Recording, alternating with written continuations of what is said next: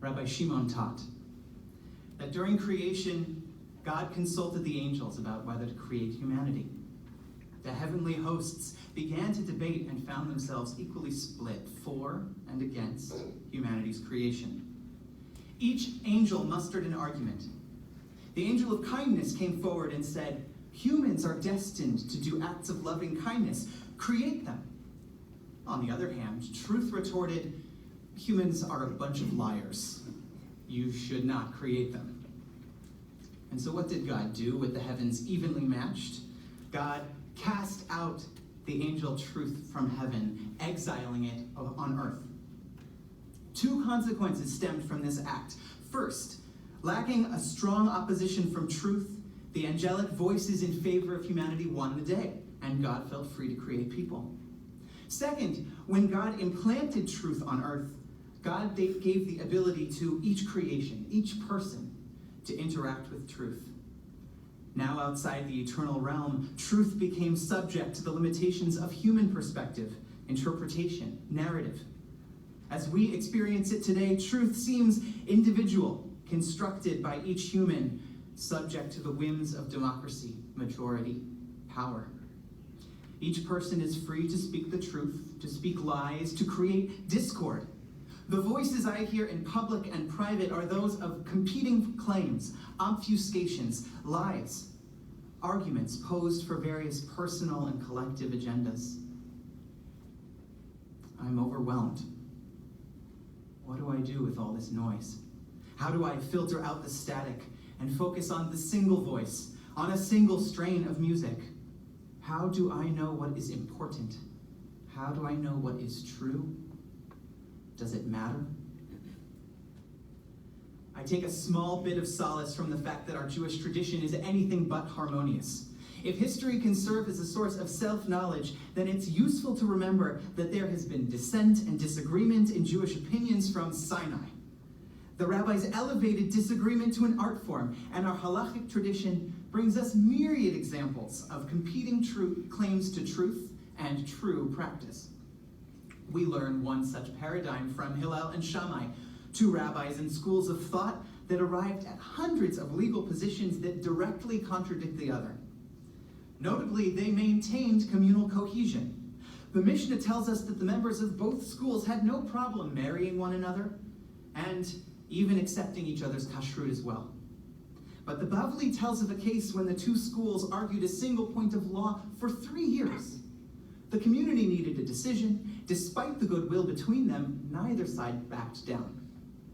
Enter our famous Bat Kol, our heavenly voice that broke the impasse, that resolved the discord. These and those are the words of the ever-living God, but the halacha is with Hillel. In our day, it's hard to understand this particular resolution. We don't experience a God who adjudicates through divine intervention. Rather, our society and our tradition adjudicates truth through the majority. And this is the paradigm we learn from the Oven of Achnai story. On the one side, Rabbi Eliezer sought to prove his case, and on the other, Rabbi Joshua and the whole rest of the Beit Midrash rejected it. When Rabbi Eliezer failed to convince his colleagues, he marshaled supernatural, even divine proof to win the argument. Yet Rabbi Joshua rejected this proof using the verse that Torah is not in heaven. Effectively, he said, Torah is in the will of the majority. Or if you will, truth is in the will of the majority. If you do not have a majority, you cannot dictate policy. Then the sages showed the power of what it means to be in the majority by exiling him, invalidating all of Rabbi Eliezer's rulings, even the undisputed ones, though nothing had changed about his legal rationale. With Hillel and Shammai, we see two contradicting yet divinely sanctioned truths. And with the Oven of Achnai, we see Rabbi Joshua's majority-sanctioned truth competing against Rabbi Eliezer's divinely sanctioned one. Setting aside exactly how we determine policy, divine intervention or majority rule, the reality remains that neither side is truer than the other. Yet, both are true. This is the cognitive dissonance that defines our tradition. This is the cognitive dissonance that defines our world. We maintain and build societies, institutions, and relationships through the power of discord and cognitive dissonance. In a world that holds so many values and needs in tension, we build our complex web of relationships only when we can negotiate the give and take of values and needs. True, we cannot overcome some dissonances. The century-long debate over the calendar within rabbinic circles proved that one cannot remain in community when one differs on time. The dispute between the rabbis and the Karaites proved that communities cannot maintain dissonance about canon and religious authority. Belief in Jesus places someone outside of the Jewish community. And some might even argue that the Reform notion of informed choice is a dissonance that a unified Jewish community cannot sustain alongside orthopraxy and a commitment to Masorah. But for all the rest, the world can handle a lot of discord. Our society enjoys subgroups and individuals who hold competing truths, and plenty of people who tell lies, half-truths, and embellishments in order to get what they want. It's noisy, it's messy, and it's too easy for us, too easy for me, to look back at our history and our literature in search of some harmony. Our Talmud reconstructs the polite, imagined history of legal debate, the prevailing majority opinion and the minority one, preserved for the moment when circumstances and opinions change. But I wonder if it was really that simple or harmonious in reality. I would give anything to sit like Moses did in the Midrash in the back row of Rabbi Akiva's study hall, and just watch. I wouldn't be surprised if a fight broke out. I wouldn't be surprised to see the same pettiness and bluster and power struggles that I see in our society today. I'm overwhelmed by this discord. Natural civil discourse spilling over into vitriol and particularly violence. I want to fix it. I want to make it go away.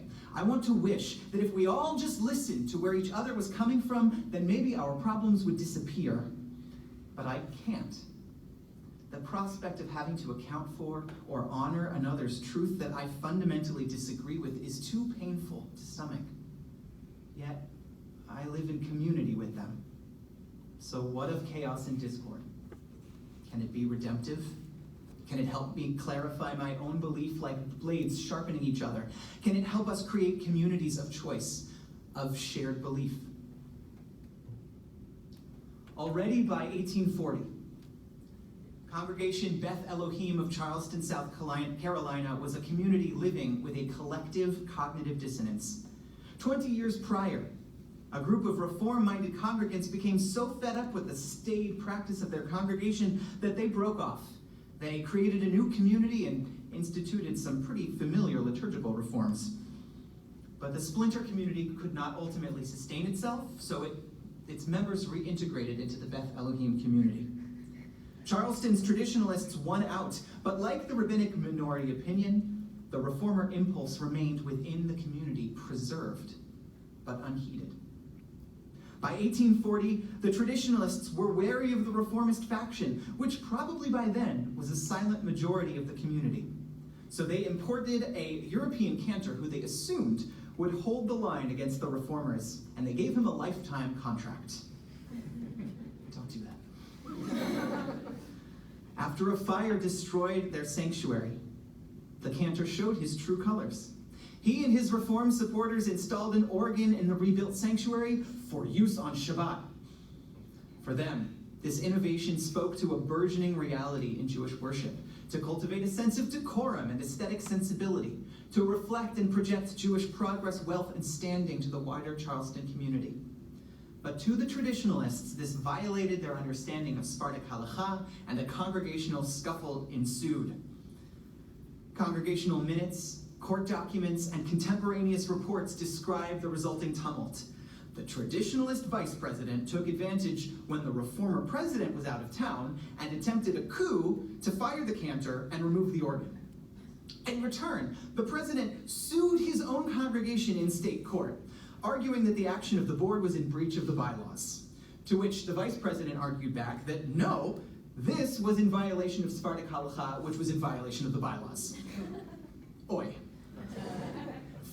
of miles from the organ debates in Germany and a decade or so prior to the major wave of immigration that brought German Jewish reformers to American shores, this congregational debate represented a discord that still seems entirely within the norm of congregational politics. Ultimately, the traditionalists lost their court case and they decided to resign from the congregation to start their own. The halachic arguments posed by the two camps and the legal ones posed within American courts of law helped to define the landscape in which multiple denominations, multiple expressions of Jewish life can thrive in an American context. Yes, Charleston's Jews lost a sense of community unified under one roof, but they still maintained familial business and social ties even as they separated into distinct communities of belief and choice. I share this story to illustrate something of what can come from unity, out of chaos, out of tension and discord. Factions shift, minority voices become majority ones. Each vie to exert power to suppress or overthrow the other. This is Jewish. This is American. This is human. And out of the tumult, something creative and dynamic will result. We may not know the outcome amidst the deafening roar, but the story does not end. We simply start a new chapter. Ultimately, I want to give out hope during this troubled time, to say that it's always darkest before the dawn, but I know that message is incomplete. I know it's naive. A message of hope doesn't address the anger, the heartache, the paralysis of any, and particularly this moment in time. So instead, perhaps I can offer a message of perspective. Our world turns and turns, cycling between chaos and stability. Ideas come and ideas go. America looks different now than how it did 200 years ago. Judaism looks different now than how it did 200 years ago, to say nothing of 2000. The discord of our time can be wildly creative, utterly productive, and unprecedented in its ability to generate new ideas and craft communities. I began my remarks this afternoon suggesting that when God banished truth to earth, God created the conditions for the tumult we so acutely feel at this time. The angel of truth may have been partially right by saying that we would all be liars, or more accurately, that humans would maintain competing truths in dissonance. And we know that for our truth to win out in practice, we must work to ensure its place in the majority of the population. So go out, pursue justice, get out the vote, marshal your power, fight for the world you want to see. But do not hear this as a message that advocates partisan fighting and discord for its own sake. Do not forget that next to the angel of truth sat the angel of kindness who argued to God on our behalf. Humans will do acts of loving kindness. The reason we learned that Hillel won out over Shammai was that Hillel taught Shammai's opinions before their own. They fought for the world they wanted to see while still maintaining kindness and humility, even when the outcome was unsure amidst the tumult. So if we must fight for our truth over the din, then let us fight the way of Hillel. Don't get so zealous in your fight that you lose the humanity of the other.